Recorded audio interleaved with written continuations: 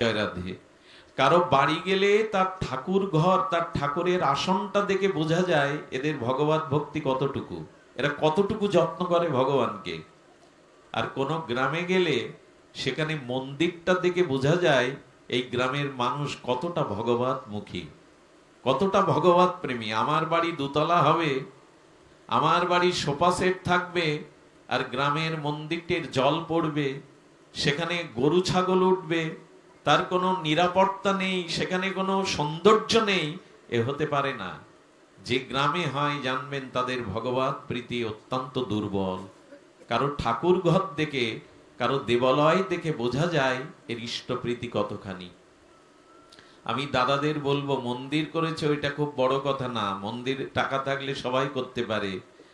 মন্দির মানে ইট কাঠ দিয়ে সুন্দর করে সাজানো নয়।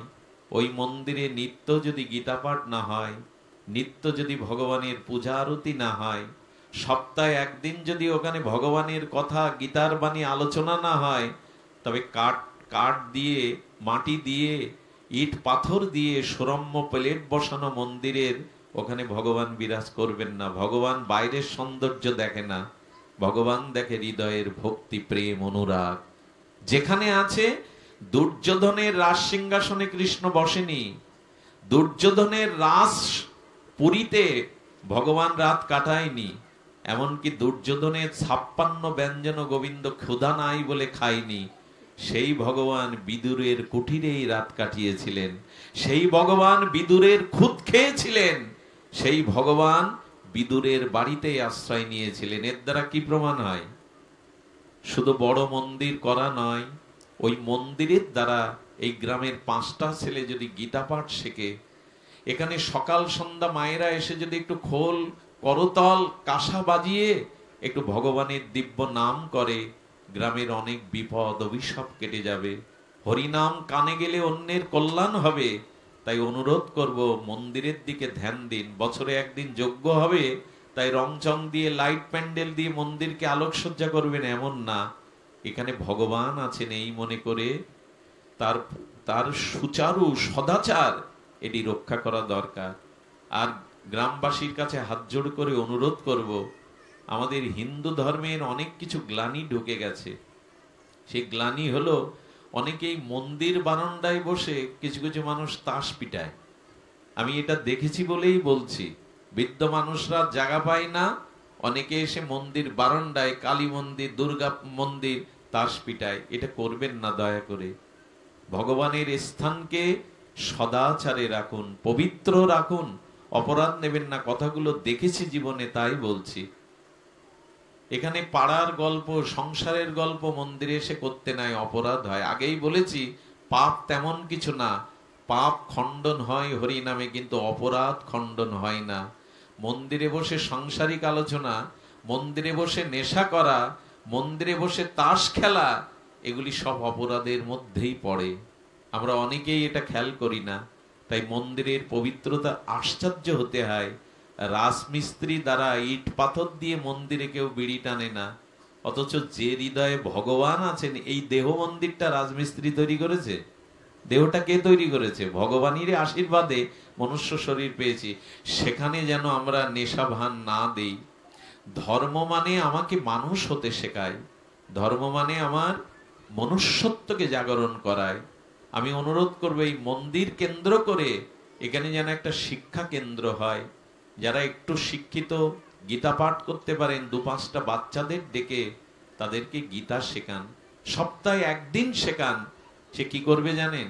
আমার মরার সময় বৈষ্ণব ডাকতে হবে না, ওই বাচ্চাটাই আমার কানে কানে শেষের দিন গীতার শ্লোক শোনাতে পারবে।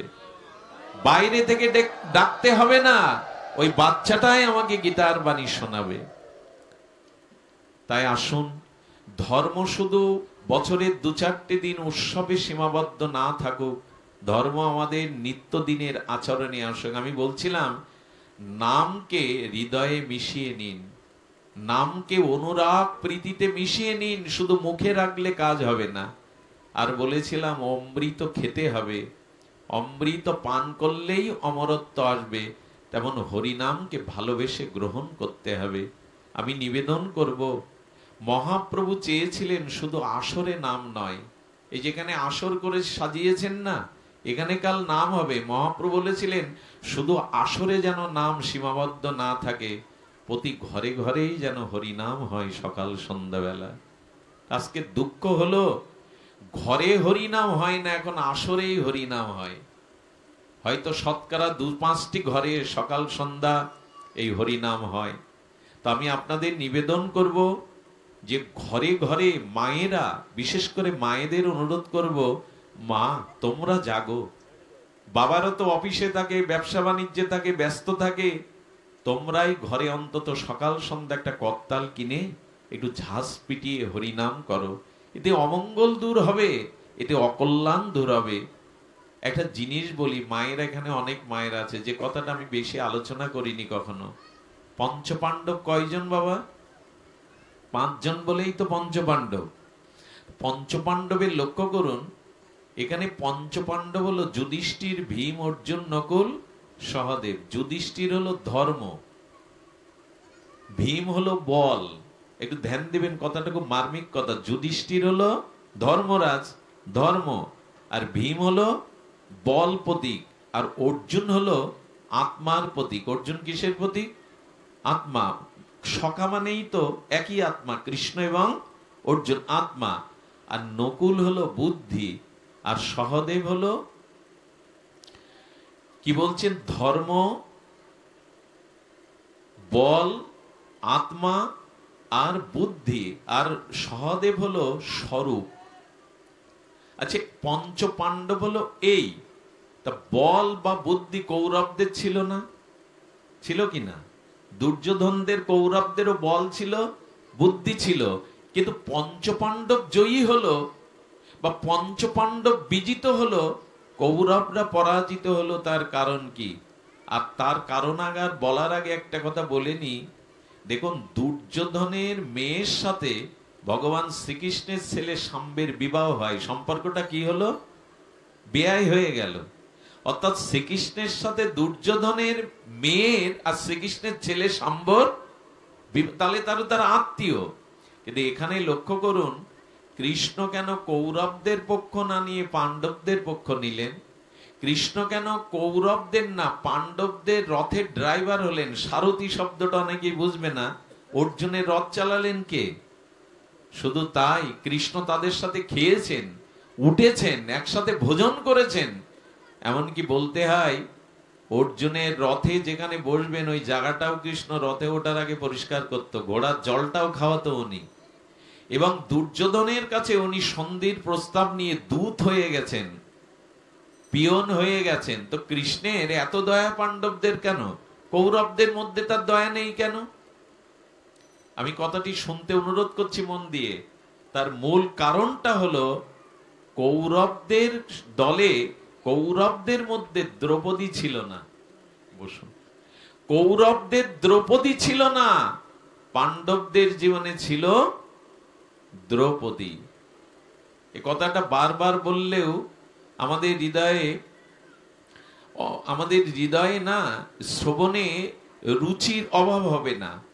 দ্রৌপদী কৃষ্ণের খুব প্রাণ প্রিয় ছিল। দ্রৌপদীকে, কৃষ্ণাকে কৃষ্ণ অত্যন্ত ভালোবাসতেন। তার কারণও ছিল। কারণটা শুনুন, শুধু দ্রৌপদীর কারণেই পাণ্ডবদের পেছনে ছায়ার মতো কৃষ্ণ এত কাজ করেছেন, এতটা ভালোবেসেছেন। দ্রৌপদী, কৃষ্ণা, যজ্ঞাসিনী না থাকলে কৃষ্ণ তো ভালোবাসতেন না, আর পঞ্চপাণ্ডব জয়ী হতে পারত না। তার একটা মূল কারণ দেখুন, আমি কি কি বললাম? পাণ্ডবদের ধর্ম, বল, আত্মা, স্বরূপ আর বুদ্ধি। কিন্তু দ্রৌপদী হলো দয়া।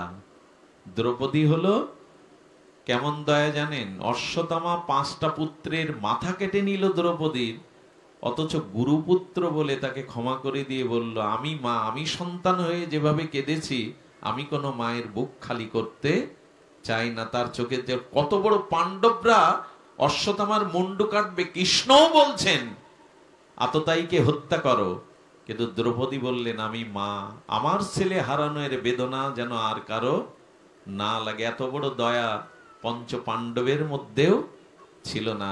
এই জন্য দ্রৌপদী হলো দয়ার প্রতীক। আচ্ছা, মিলিয়ে নিন তো, আপনার মধ্যে ধর্ম আছে, মালা তিলক সব ধর্ম আছে, অথচ দয়া নেই, ও ধর্ম কাজ দেবে না। দয়াই হলো মানুষের সব থেকে বড় ধর্ম, দয়াই প্রকৃত ধর্ম। এখানে দ্রৌপদী মানে দয়া। ধর্ম আছে, দয়া নেই, সে ধর্ম কাজে আসবে না খুব বেশি। ধর্ম মানে নিজে ভালো থাকবো, নিজে সুখ ভোগ করবো, আর সবাই মারা যাক, আর সবার অকল্যাণ হোক, এটা ধর্ম। এই জন্য জীবকে যে দয়া করেনি, আদৌ তার মধ্যে ধর্ম নাই, ধর্ম কাজ করবে না। আচ্ছা, দ্বিতীয়টা বল। আপনার বল আছে, অনেক ক্ষমতা আছে, কিন্তু আপনার মধ্যে দয়া নাই। বল যার আছে, যদি দয়া না থাকে, সেই বলও ধ্বংসের কারণ হয়ে যাবে। দয়া থাকতে হবে। তৃতীয় অর্জুন হলো আত্মা। তো শাস্ত্রে বলছেন, আত্মার ভিতরে আপনার হৃদয়ে যদি দয়া ক্ষমা না থাকে, তবে সে আত্মা বদ্ধ প্রাপ্ত হবে, সেই আত্মার স্খলন হবে। আর বলছেন বুদ্ধি আছে, অথচ আপনার দয়া নেই। বুদ্ধি আছে লোককে ঠকানো, দয়া বুদ্ধি নেই বলে ওই বুদ্ধিও কাজে। এটা ছিল দুর্যোধনের বুদ্ধি, ছিল ওদের, কিন্তু দয়া, দয়া থাকলে পাণ্ডবদের বিষ খাওয়াতে পারে, দয়া থাকলে পাঞ্জবদের যতুগৃহে পুড়িয়ে মারার ষড়যন্ত্র করতে পারে। শুধু দয়া ছিল না বলে কৌরবরা ধ্বংস হলো, আর দ্রৌপদীর দয়া ছিল বলে কৃষ্ণ পাণ্ডবদের রক্ষা করেছেন। এই জন্য আসুন, আমরা মানুষ, আমাদের একে অপরের প্রতি মহাপ্রভু বলেছিলেন জীবে দয়া। প্রথমে বলেছেন জীবে দয়া, নামে রুচি বৈষ্ণব সেবন, ইহা হতে ধর্ম বই নাহি। সেই দয়া আজ কোথায় আমাদের? আমি একা ভালো থাকবো আর সব শেষ হয়ে যাক, এটা দয়া নয়।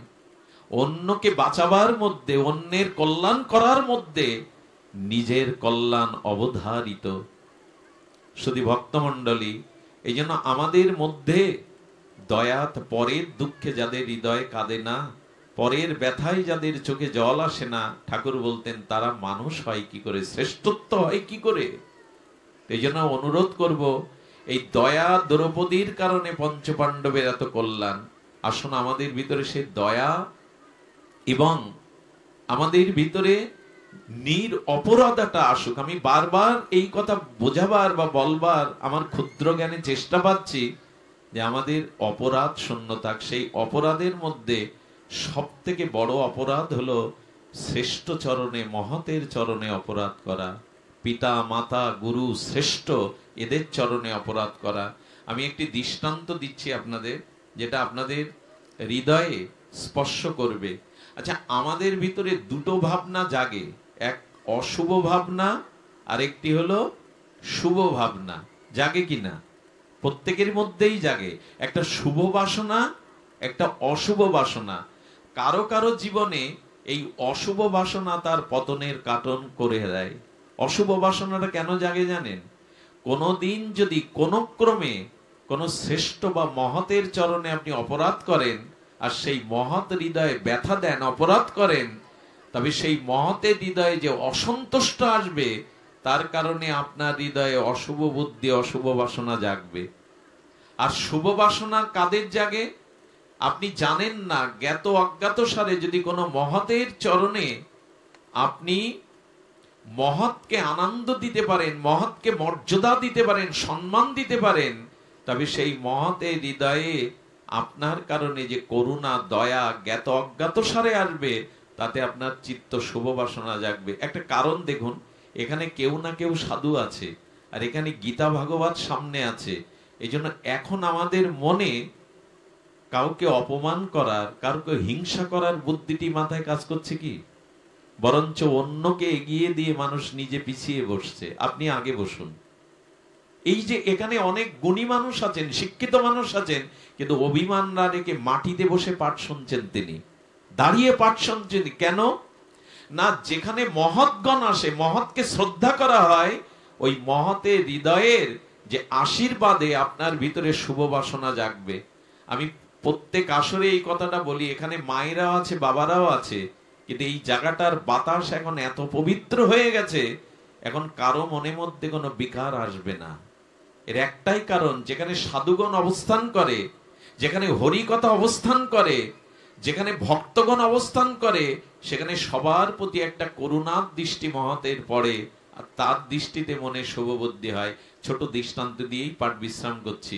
সেই দৃষ্টান্ত হলো, একজন এই পথ দিয়ে যাচ্ছেন, এখন আপনাদের এই গ্রামের পথ দিয়ে, বলছেন এই চলো না, ওখানে পাঠ হচ্ছে শুনি। আরে রাখো, কোন বক্তা কি বক বক করছে, ও শুনে কি হবে। আমার সামনে কিন্তু কথাটা বললেন না, আপনাদের সামনে বললেন না, রাস্তায় যেতে গিয়ে বললেন।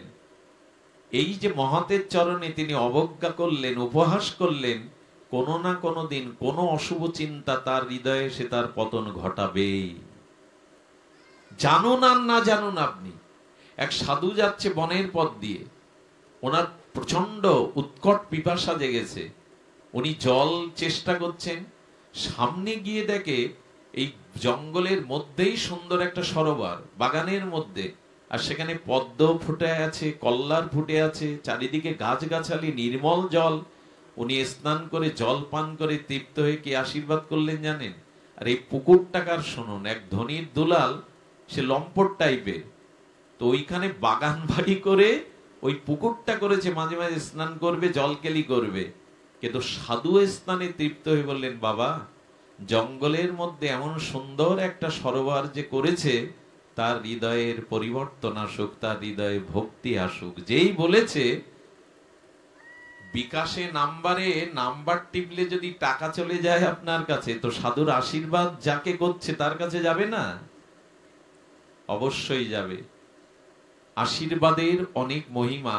আমরা দোয়া বলি বা আশীর্বাদ বলি, এটা অনেক মহিমা। কি হলো জানেন?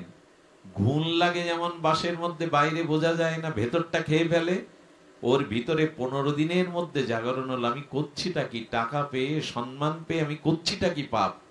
ধীরে ধীরে তার চিত্তে ঘুণ লাগলো, তিনি দীক্ষা নিলেন, এবং দীক্ষার পরে ধীরে ধীরে ভক্তি জীবনে প্রবেশ করলেন। আমি অনুরোধ করব, কোন শ্রেষ্ঠ জনকে অবজ্ঞা করবেন না, পিতা মাতা গুরুবর্গ তাদের মর্যাদা লঙ্ঘন করবেন না। আপনার জীবনে শুভ পথে বাধা হয়ে দাঁড়াবে, অশুভ বুদ্ধি আপনার ভিতরে বৃদ্ধি পাবে। দ্রৌপদীকে লাঞ্ছনা না করলে কৌরবদের এত তাড়াতাড়ি এত ধ্বংস হতো না। রাবণ সীতাকে হরণ না করলে এত বড় ক্ষমতাধর রাবণের পতন হতো না। শ্রেষ্ঠকে অবজ্ঞা করেছেন মানেই আপনার আয়ু, ধর্ম, যশ নষ্ট হয়ে যাবে। সবশেষে বলি, আসুন ভাগবত থেকে আমরা কিছু জীবনে গ্রহণ করি, মাত্রই যেন সার না হয়। এর থেকে একটা উপদেশও যদি আমাদের জীবনে কাজে আসে, আমাদের জীবন ধন্য হবে, আমরা এগিয়ে যেতে পারবো। এই দাসপাড়ার শ্রীমন্দির দেখে, আপনাদের প্রচেষ্টা দেখে, এখানে যারা মহাৎগণ এসেছেন তারা অত্যন্ত আনন্দিত। আপনারা এই যজ্ঞ সুসম্পন্ন করুন, মন্দিরটাকে বিদ্যার নিকেতন, ভাগবত চর্চার অনুশীলন কেন্দ্র করে তুলুন। আর সবশেষে একটা হাত জোড় করে অনুরোধ করে যায়, কত ঘর গ্রামবাসী এখানে আছেন আমার জানা নাই, তবে একটা অনুরোধ করি, একে অপরের প্রতি বিদ্বেষ করবেন না, একে অপরের অকল্যাণ চাইবেন না। মিলেমিশে যে কটা দিন বাঁচুন, একত্রিত হয়ে বাঁচুন। এই একত্রিত হয়ে বাঁচাটাই জীবন, একত্রিত হয়ে চলাটাই মহাপ্রভু চেয়েছিলেন। মহাপ্রভু এই জন্য সংকীর্তনের আয়োজন করেছিলেন, যাতে জাতি ধর্ম নির্বিশেষে সবাই আসতে পারে। আগামীকাল যজ্ঞের প্রতি সবাই লক্ষ্য করবেন। আজ মহাপ্রভুর আবির্ভাব তিথি, আমাদেরও কত করুণা, এই তিথিতে আমরা সাধু সঙ্গ, হরিকথা শোনার ভাগ্য পেলাম। শ্রীমান মহাপ্রভুর 540তম আবির্ভাব তিথি ধন্য হোক। মহাপ্রভুর আদর্শ, হরিনামের আদর্শ সারা বিশ্বব্যাপী ছড়িয়ে পড়েছে, আরো পড়ুক, এই প্রার্থনা রেখে করতে এসছি। কিন্তু এই গ্রামে যদি কেউ মারা যায়, কি বলবে জানেন সবাই? চলো শ্মশানে দাহর আগে একবার মন্দিরের সামনে তাকে নিয়ে যায়, শেষবারের মতো সে মন্দিরে ভগবানকে দর্শন করেই যাক। এই ভাগ্য সব গ্রামের হয় না। এখানে সন্ধ্যাবেলায় যে আরতির ধ্বনিটা, এই ধ্বনিটা যাদের কানে যাবে তাদের কল্যাণ হবেই হবে। তো সকলে মন্দিরের দিকে লক্ষ্য করুন। আপনাদের সকলকে প্রণাম জানিয়ে সকলের সুস্বাস্থ্য কামনা